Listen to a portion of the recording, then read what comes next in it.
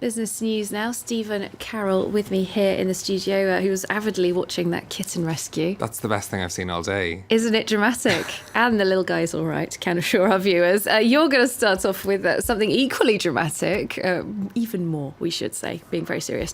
A warning from the International Monetary Fund, and it is about the state of the financial system everywhere around the whole world. That's right, the IMF says the world's reached a record level of debt, $152 trillion. That's more than twice the size of the global economy. Now, the explosion in borrowing has been fueled by low interest rates, but the fund is worried that the amount of debt may stunt economic growth. In its financial stability report, the IMF says while European banks are suffering because of record low rates, their main problem is that their costs are too high. Catherine Clifford has more. Deutsche Bank, the latest lender to find itself the subject of worldwide concern. Its shares recently hit a record low amid fears of a massive fine from US regulators. But the IMF says that's not its only problem. It also needs to overhaul its business model.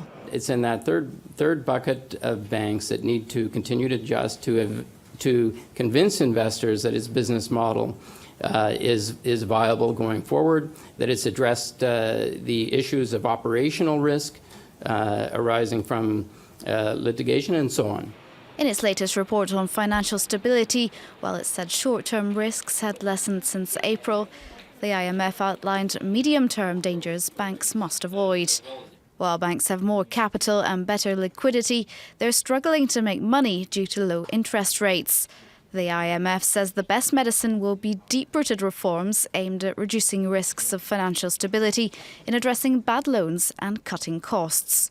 One way banks are doing this, putting more focus on online banking, closing branches and laying off staff. You know, ING had an announcement of job losses and Commerzbank had an announcement of job losses. These are banks that are, as I mentioned earlier, trying to transform their business models, become more regular banks with utility banking and have better cost to efficiency ratio. So from a pure bank perspective, you know, those job losses are a good thing. Low interest rates have also boosted borrowing. The IMF said global debt had reached a record $152 trillion and warned that could hurt future economic growth. All right, moving on then, Stephen. Now, what is happening on the markets this Thursday morning? European shares opening in the green at the start of trading today. A bit of a recovery from the falls we'd seen in recent days. Just small gains across London, Paris and Frankfurt. Generally speaking, things a little bit calmer after all the volatility on the currency markets earlier in the week. Over in Asia, we saw gains there too, helped by some positive economic news out of the United States on Wednesday. In Japan, shares in the electronics company Fujitsu jumped more than 5% after reports that it's selling its computer business to Lenovo. There's no trading in Shanghai. Markets there closed for the whole week. We're also keeping an eye on oil prices for you today. There's been an overnight surge in the Brent crude index. Brent crude just hitting $52 a barrel in trading. It's come back a little bit from that level since. WTI also seeing increases in oil prices there overnight. Slight falls in Asian trading, but still up over the past 24 hours. Some more of today's business headlines for you next. Samsung has bought a firm run by the team that created Apple's virtual assistant Siri.